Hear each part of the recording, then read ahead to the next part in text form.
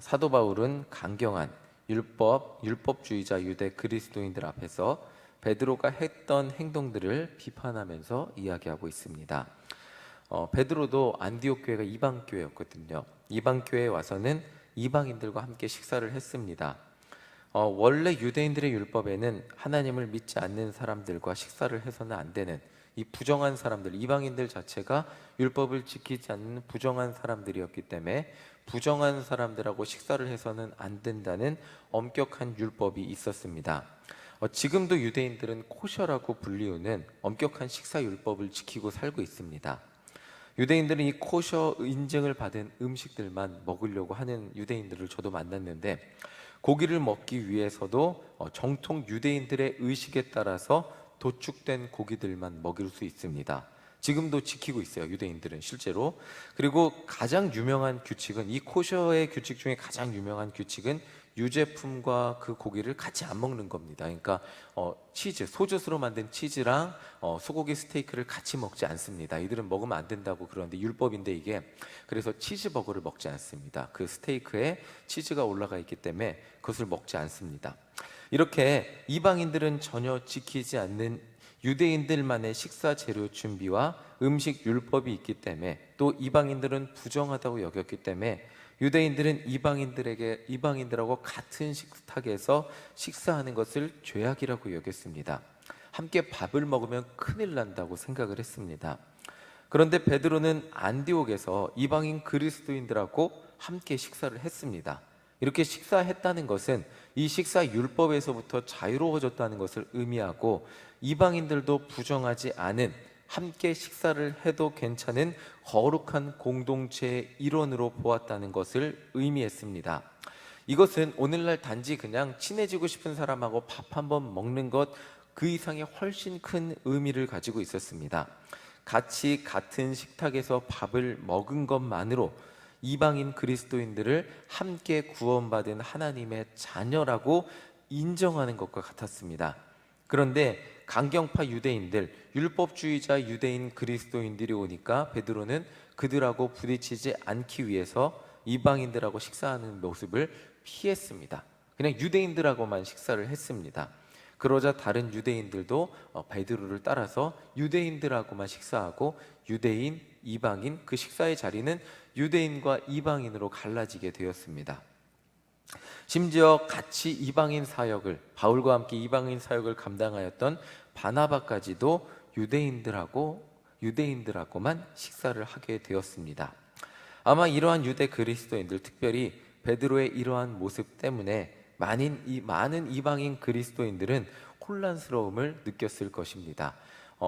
그냥 이게 작은 예이지만 이럴 수 있을 것입니다. 친하다고 이야기했는데, 우리 모두 친하다고 막 이렇게 같이 어울렸는데, 결국 보면 밥 먹으러 가는 사람은 둘 셋이지 않습니까? 그리고 막 같이 어울리는 것 같은데 누구랑 밥 먹었어 보면 결국 진짜 친한 사람들끼리 그게 갈리는 모습을 보게 됩니다. 그러면서 교회 공동체에서 같이 어울리는 것 같지만, 결국 교회 공동체에서 같이 웃는 것 같지만, 결국 걔네들끼리 밥 먹었네? 이런 모습을 보면서 청년들도 그렇구나, 나는 이 무리에 들어갈 수 없구나 하는, 뭔가 이 조금 약간의 소외감을 느끼는 경우들이 있습니다. 이거 별거 아닌 겁니다. 사실 그냥 편하기 때문에 같이 밥을 먹으러 갔음에도 불구하고 거기에 끼지 못하는 청년들은 조금의 마음의 어려움을 느끼고, 나도 같이 먹고 싶다 이런 마음을 느낄 수 있는데, 유대인과 식탁의 교제에서 유대인과 이방인들이 갈려진 모습을 보면서 유대인들은 아무런 느낌을 느끼지 못했을 수 있습니다. 그런데 이방인들은, 나는 저기에 낄 수 없나? 나는 결국에는 이방인 그리스도인들, 유대인들의 원래 그 구원받은 공동체에 끼려면 어떻게 해야 되지? 나는 결국 이방인 소외받은 자들, 외곽에 있는 사람들 뿐인가? 라는 생각을 가지게 하기에 충분했다는 것입니다. 아무리 아니라고 하지만 이방인들도 같은 모습으로 구원받았다고 말을 하고 있지만, 실제로 나타나는 양상을 보면 교회는 유대인 중심으로 돌아갔고, 유대인끼리만 어울리려고 하고, 이방인들은 항상 외곽에 있는 모습을 보면서 이 이방인들도 어떻게 뭔가 이 유대인들과 같이 되고 싶은 모습들이 하나 둘씩 나타날 수밖에 없었다는 거죠. 결국 초대교회의 중심은 유대 그리스도인들이었고, 예수님을 제대로 믿기 위해서는 믿음으로만 구원받은 것 이상의 무엇이 필요하다고, 그러니까 그들과 같이 식사하기 위해서는 떳떳하게, 아무리 아니라고 하지만 결국 결정적인 순간에는, 뭔가 어려운 순간이 나타나면 유대인들끼리 식사하는 모습을 보면서 나도 저 무리에 끼기 위해서는 할례도 받아야 되고, 저 무리에 끼기 위해서는 유대인의 율법을 지켜야 하는구나 라는 생각이 이방인들에게도 들어갈 수 있었다는 것입니다. 그래서 이런 오해에 대해서 바울은 갈라디아 교인들에게 설명을 하고 있고, 바울은 자기가 그 안디옥 교회에서 베드로가 그렇게 했을 때 공개적으로 질타하고 그것이 잘못되었다고 말하고 있다고 갈라디아서에 이렇게 설명을 하고 있는 것입니다. 베드로가 안디옥 교회에서 보여준 모습은 분명히 잘못이었고, 유대인들이나 이방인들이나 분명히 같은 식탁 안에서 같이 식사할 수 있는 권한이 하나님 안에서 주어졌다고 분명하게, 아주 강력하게, 정확하게 선을 그어서 말해주고 있는 것입니다. 결국에는 유대인끼리 모이는 것 아닙니다. 유대인끼리만 모일 수 있는 것도 아닙니다. 그것은 잘못된 것입니다. 할례 받은 자들끼리만 모이려고 하는 것, 식사하려고 하는 것, 정말로 잘못된 것입니다. 이방인들이라 할지라도 아무런 거리낌 없이 우리 모두는 함께 식사할 수 있는 하나님의, 우리 모두는 이방인이나 유대인이나 아무 차별 없는 하나입니다 라는 것을 아주 강력하게 말해주고 있는 것입니다. 자, 그래서 사도 바울은 다시 한번 우리가 어떻게 구원을 받은 존재인지 설명을 해주고 있습니다. 우리 16절 함께 읽어보겠습니다. 16절입니다. 시작. 사람이 의롭게 되는 것은 율법의 행위로 말미암음이 아니요 오직 예수 그리스도를 믿음으로 말미암는 줄 알므로 우리도 그리스도 예수를 믿나니 이는 우리가 율법의 행위로서가 아니고 그리스도를 믿음으로써 의롭다함을 얻으려 함이라. 율법의 행위로서는 의롭다함을 얻을 육체가 없느니라. 사람은 결코 율법을 지킴으로써 의로워질 수 있는 존재가 아니라는 것입니다. 우리가 의로워질 수 있는 이유는 단 한 가지, 예수님의 십자가를 믿는 것밖에 없다는 것을 다시 한번 설명해 주고 있습니다. 자, 그리스도인의 칭의에 대해서 다시 한번 설명을 드리면, 우리가 죄를 지으면 공의로우신 하나님은 당연히 우리의 죄에 대한 형벌을 주셔야 됩니다. 이게 공의인 거예요. 공의가 뭐냐면 내가 죄를 지으면 죄의 대가를 정확하게 주는 것이 공의입니다. 하나님은 공평하시고 공의로우시기에 어떤 사람은 죄의 형벌을 눈 감아주시고 어떤 사람은 죄를 형벌을 많이 주시고 하실 수 있는 분이 아닙니다. 정말 정확하신 분이시기에 누구나 그 죄에 대한 대가를 주시는 분이 하나님이시죠. 자, 그러나 인간은 죄인이고 이 세상 누구도 하나님의 공의의 심판을 벗어날 수 없습니다. 그러니까 누구나 죄 아래 있고 누구나 하나님의 심판에서 벗어날 수 없는 존재가 되었죠. 율법을 지키던 유대인들을, 그 유대인들도 율법을 온전히 지키지 못했기 때문에 죄인이고, 이방인들은 하나님 자체를 모르고 자기 맘대로 살았기 때문에 죄인이었습니다. 그래서 예수님이 십자가에서 죽으신 거예요. 아무 죄가 없은 예수님이 십자가에서 인간 대신에 인간이 받아야 될 죄의 심판을 대신 받은 거예요. 그러니까 여러분들이 제가 지은 죄를 지었으면 하나님의 공의로운 심판이 저한테 와야 되는데 그 공의로운 심판이 예수 그리스도한테 전가된 거예요. 예수님이 나의 죄 대신에 내가 받아야 될 죄의 심판을 십자가에서 받으심으로 제가 하나님 앞에 의롭다함을 얻을 수 있게 된 것이 칭의예요. 이것이 그리스도 교회에서 얘기하는 가장 기본적인 칭의라고 할 수 있습니다. 우리가 하나님 앞에 의로운 존재로 설 수 있는 것은 예수님이 오늘도 나의 죄를 대속해 주신 그 대속의 은혜가 있기 때문에 내가 하나님 앞에 나와 예배 드릴 수 있는 거고, 기도할 수 있는 거고, 찬양할 수 있는 거고, 하나님을 바라볼 수 있게 된 것입니다. 그러니까 죄의 문제가 해결될 수 있었던 것은 예수님이 내가 받아야 될 죄의 형벌을 받아주셨기 때문에, 대신 받아주셨기 때문에, 그러니까 구원받기 위해서 우리에게 필요한 것은 나의 어떤 행위와 행동이 아니에요. 나의 어떤 행위와 행동도 나의 죄를 덮을 수가 없습니다. 아무리 내가 의롭게 살아도 나의 죄를 내가 내 행동으로 덮을 수 없는 거예요. 그 나의 죄의 그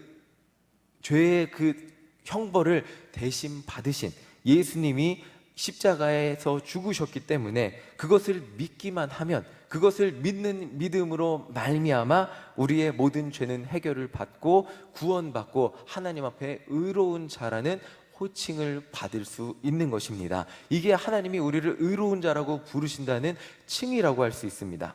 그런데 예수님이 해결해 주신 죄의 문제를 인간은 믿는다고 하면서 자꾸 뭔가 찝찝한 것 같고 해결이 안 된 것 같고 내가 착하지 않은 것 같으니까 자꾸 내 착한 행동으로 뭔가 해결해 보려고 하고 율법을 잘 지켜보려고도 노력을 합니다.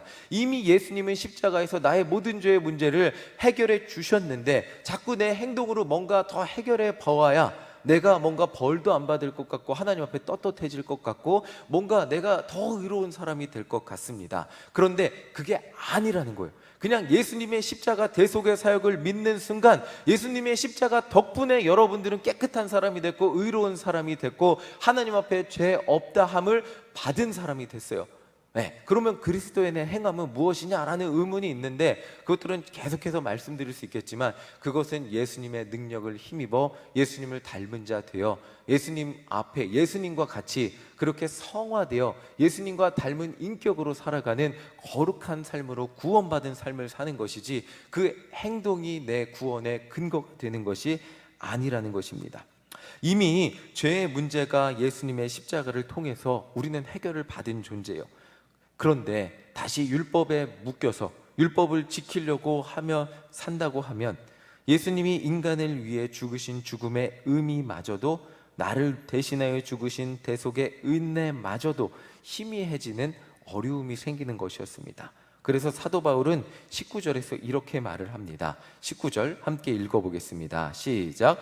내가 율법으로 말미암아 율법에 대하여 죽었나니 이는 하나님에 대하여 살려 함이라.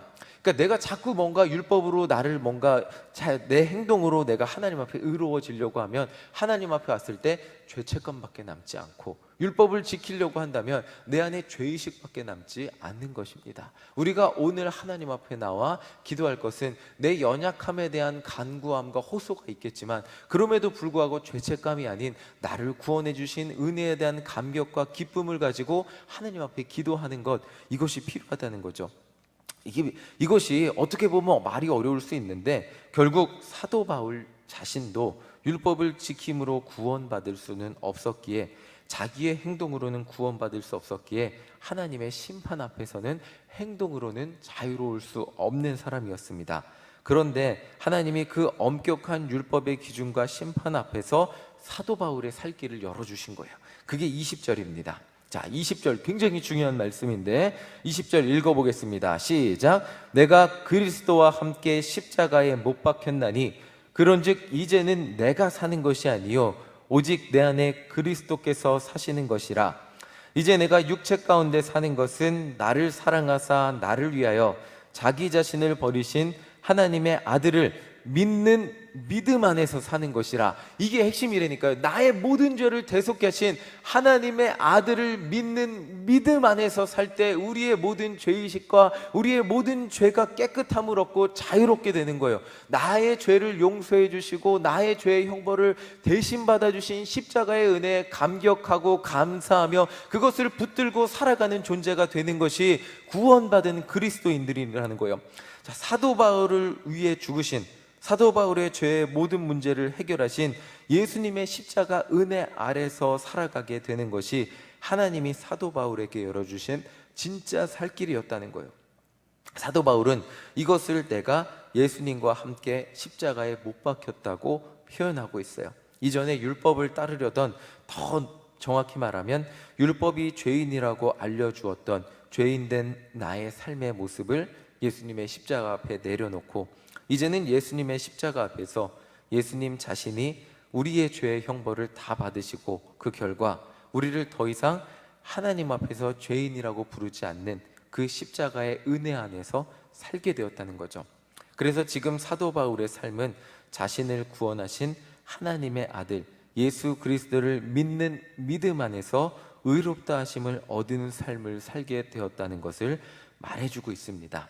그러니까 중요한 것은 그리스도인은 예수님의 십자가를 믿는 사람이고 스스로 내가 죄를 많이 짓지 않는, 죄를 짓지 않는 사람, 예수님 없이도 이제 구원받았으니까, 구원의 은혜가 딱 한 번 임해서 예수님이 다 죄를 없애줬으니까 오늘부터는 예수님 없이도 죄를 짓지 않는 슈퍼맨으로 살아가는 것이 아니라, 나는 구원의 은혜를 누리지만 여전히 세상 가운데 나가면 죄를 짓고 연약한 사람이지만, 그럼에도 불구하고 오늘도 내 죄를 덮어주시는 예수님의 십자가 사랑을 매일매일 믿고 의지하며, 그것으로 인해 내가 매일매일 조금씩 예수님 닮아가는 그 은혜를 느끼고 누리며 살아가는 존재가 바로 그리스도인이라는 것입니다.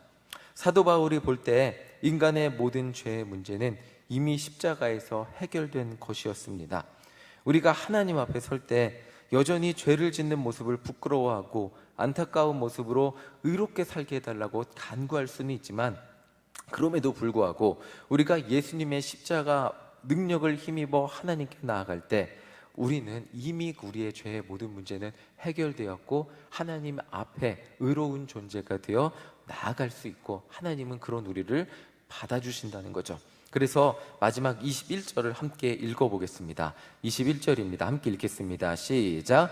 내가 하나님의 은혜를 패하지 아니하노니 만일 의롭게 되는 것이 율법으로 말미암으면 그리스도께서 헛되이 죽으셨느니라. 사도 바울이 다시 한번 말하는 것은, 여러분들 행동으로 의롭게 될 수 없습니다. 오늘 하루 여러분들 행동으로 100% 의롭게 살 수 없다는 것을 인정하십시오. 그러면 무엇으로 삽니까? 우리는 십자가의 은혜로 사는 존재입니다. 때때로 내 감정에 무너질 수 있죠. 그리고 내 마음에 무너질 수 있고, 현실에 무너질 수 있고, 자녀에 무너질 수 있고, 가족에게 무너질 수 있고, 수많은 삶의 조건에 내가 무너질 수 있고, 예수님의 사랑이 무너질 수 있지만, 그때마다 나와 함께 하시는, 나를 다시 한번 일으켜 주시고 붙들어 주시는 예수님의 사랑을 의지하며 사는 존재가 여러분이라는 것을 사도 바울은 말해주고 있습니다. 그리스도인은 어떤 나를 정죄하는 어떤 것으로부터 내 힘으로 이겨낼 수 없습니다. 어떤 나를 부정하게 하는 어떤 것으로부터 스스로 이겨낼 수 있는 존재가 아닙니다. 성경에 보면 엄청나게 많은 규정들이 있고 엄청나게 많은 죄인이라고 말해주는 수많은 것들이 있는데, 그것으로부터 내 스스로 이겨낼 수 있는 힘이 없는 존재들입니다. 그러면 나는 어떻게 의롭게 살아갑니까? 여러분을 끝까지 붙들어 주시는 예수 그리스도가 계십니다. 그 예수님을 붙들고 살아갈 때 나는 여전히 죄인이지만 예수의 능력을 힘입어 하나님 앞에 의로운 존재가 되어 감히 거룩하신 하나님 앞에 나아갈 수 있게 되는 것입니다. 오늘 말씀을 통해 정말 우리가 기억해야 될 것은, 우리는 예수님을 믿는 그리스도인이라는 것입니다. 그리스도인, 예수를 따르는 자, 예수의 십자가 은혜를 입은 자, 예수님 없이는 오늘 하루도 살 수 없는 자들이라는 것입니다.